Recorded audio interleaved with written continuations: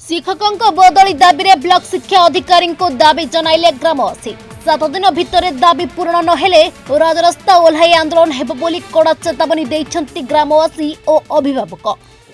आज अत्यंत दुखद घटना मो पंचायत 23पुर ग्राम पंचायत मो गाँ निज गाँ पोड़ंग गाँव प्राथमिक विद्यालय शिक्षक श्रीधर प्रधान को बदली करा जायछि। हठात कौन पाई कोई उद्देश्य रखी क्यों अदृश्य शक्ति बल रे बदली करागला। 153 जन पिला अछंती 6 जन शिक्षक प्रधान शिक्षक पदवी खाली। हठात कौन सी कथा न थाई कौन सी अभियोग न थाई मत लगुच राजनैतिक उद्देश्य रखी तांको बदली करा जायछि।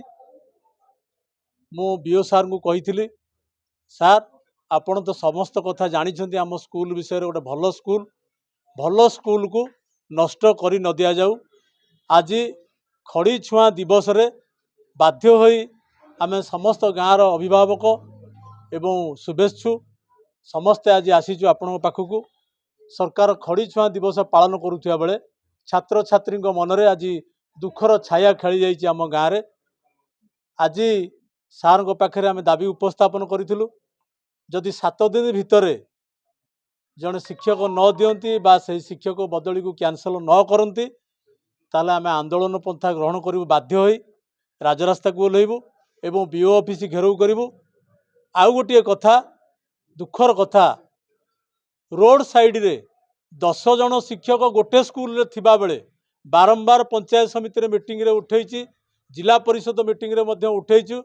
बड़ बड़िया मानकर जो माने संपर्कीय से माने रास्ता पाख स्कूल रे अछंती उत्तरारू ओह्लैले उत्तरा स्कूल को जिबे सेठू बदली करियार ताकत नाही ना जी दायित्व रे अछंती ताकर कर्तव्य अछि ना ताकर ताकत अछि ना जहां निर्देश रे बदली होउची ताकर मध्य ताकत अछि ताको बदली करिया पई।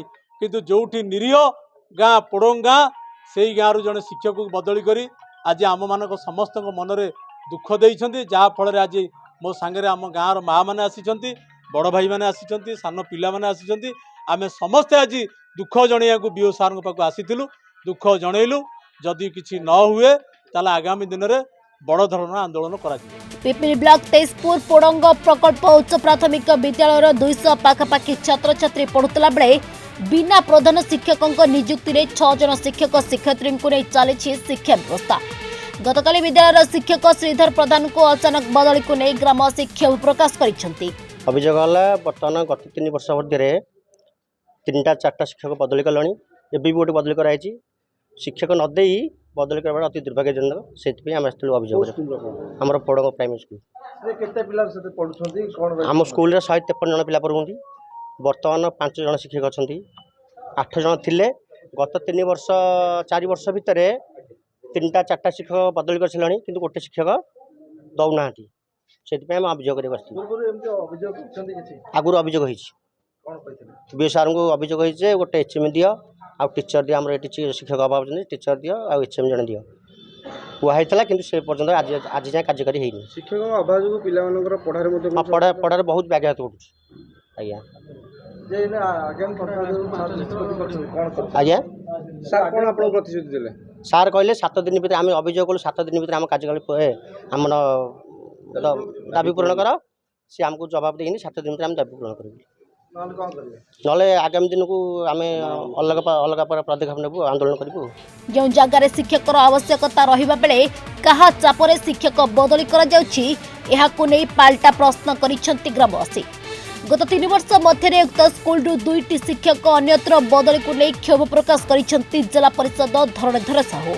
शिक्षा व्यवस्था रे राजनीतिकरण न होई शिक्षक नियुक्ति करने को दाबी होइछि।